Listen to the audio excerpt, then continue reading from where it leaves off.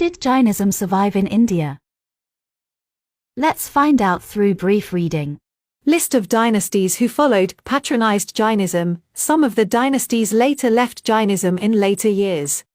Some of these monarchs, royalties, and dynasties got influenced by Jain ideologies and principles and practiced Jainism along with the faith they followed.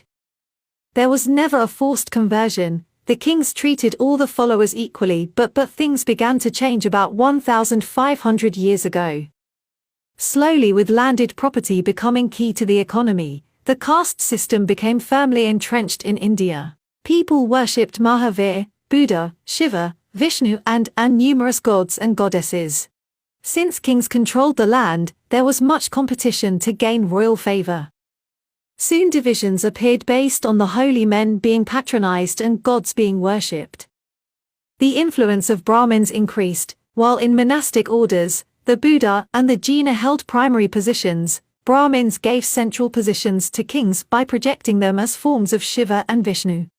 As the influence of Brahmins increased, followers of Buddha started taking refuge in lands across the sea in Burma, Sri Lanka, Thailand, Indonesia, Cambodia, even China and Japan, and Buddhism spread across the globe. Jainism survived with one concept: live and let live. Jains survived by not challenging Hinduism. Jain faith effectively became an endogamous group that married within the community. They did not interfere in the religious practices of other communities, followed the vocation that they were good at, like trading, banking and financial services.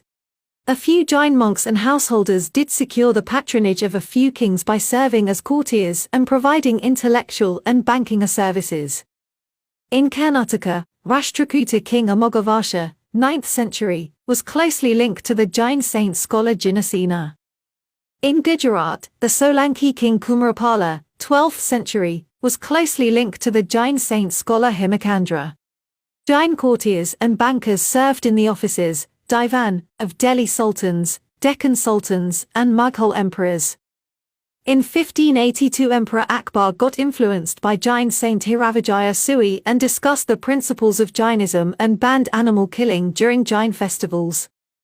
Mughal King Shah Jahan allowed the Jain community to build a temple for the Jinnah opposite his fort. The images were first housed in the tent of a Jain soldier of the Mughal army but was respected by all soldiers, eventually receiving the patronage of the Mughal king. We know that Jain temples were broken and their pillars used to build mosques of Muslim kings, but we rarely hear of many Jain manuscripts. 27 Jain and Hindu temples were demolished to build Qur'at-ul-Islam mosque. Monuments were defaced and desecrated around 1527 when the Emperor Babur ordered their destruction. Policy that Jains used to keep their faith alive, live and let live. They never challenged other communities. Prevented social tension by forbidding inter-community and inter-caste marriage. Never threatened rival courtiers who were Brahmin, Kayastha or Persian. Find common ground even with hostile communities using the principles of Anekantaveda.